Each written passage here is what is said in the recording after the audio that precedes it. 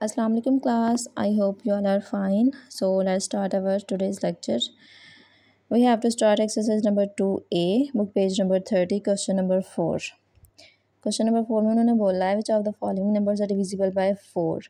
वो ये पूछ रहे हैं कि बताएं इनमें से कौन सा नंबर 4 पे डिविजिबल है। ठीक है, उसके लिए हम लोगों ने 4 का डिविजिबिलिटी रूल पढ़ा था, वो अप्लाई करेंगे। वो क्या था? 4 का डिविजिबिलिटी रूल हम लोगों ने ये पढ़ा था कि कोई भी नंबर अगर उन्होंने हमें दिया हुआ है उसके लास्ट 2 डिजिट्स को डिवाइड करना है। अगर वो लास्ट 2 डिजिट्स पूरे पूरे डिवाइड हो रहे हैं तो इसका मतलब है वो नंबर 4 पे डिविजिबल होगा। ठीक है, जैसे इसका ए पार्ट है। ए पार्ट क्या है?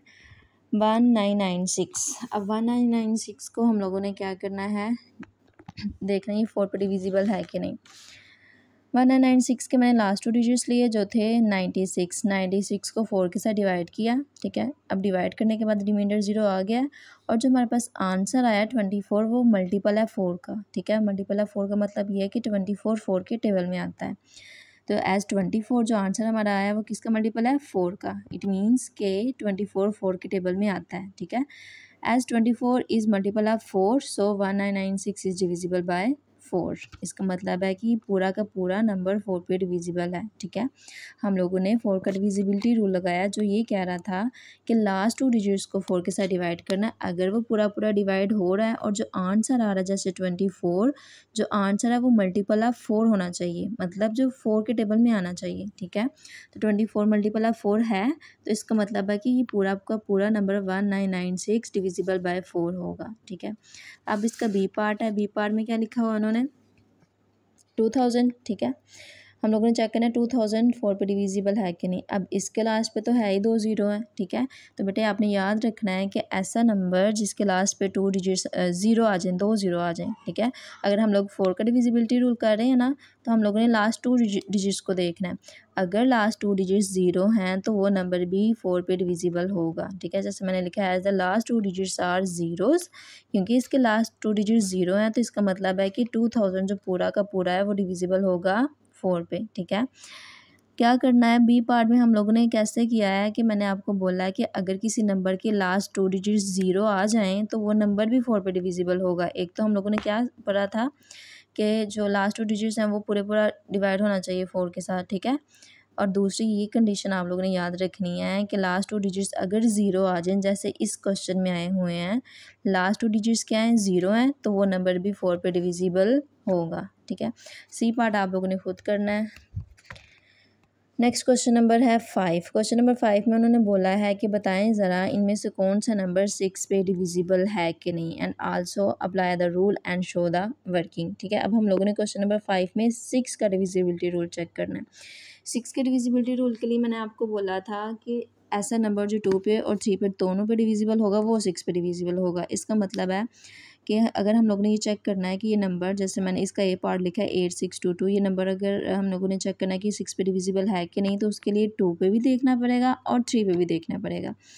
अब 8622 मैंने लिखा था number 8622 has 2 at its ones place. ठीक है, क्योंकि इस नंबर के वंस प्लेस पे या यूनिट प्लेस पे 2 आ गया तो इसका मतलब है ये पूरा का पूरा नंबर 8622 इज़ डिविजिबल बाय 2। ठीक है, क्या पढ़ा था कि किसी भी नंबर के लास्ट पे मतलब वंस प्लेस पे 0 2 4 6 या 8 में से कोई नंबर आ जाए तो वो 2 पे डिविजिबल होगा। ठीक है, अब इसके वंस प्लेस पे 2 आ गया है ना तो इसका मतलब है 8622 इज़ डिविजिबल बाय 2।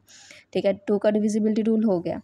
अब इसे हम लोगों ने चेक करना है कि ये 3 पे डिविजिबल है कि नहीं। तो क्या करेंगे, इस नंबर के जो हम लोगों ने पढ़ा था 3 का डिविजिबिलिटी रूल वो ये था कि कोई भी नंबर दिया हुआ है उसके डिजिट्स को प्लस करके देखना है।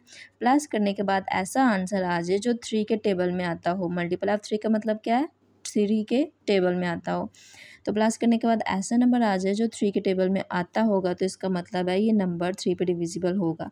अब मैंने इसके डिजिट्स को प्लस किया तो 18 आ गया।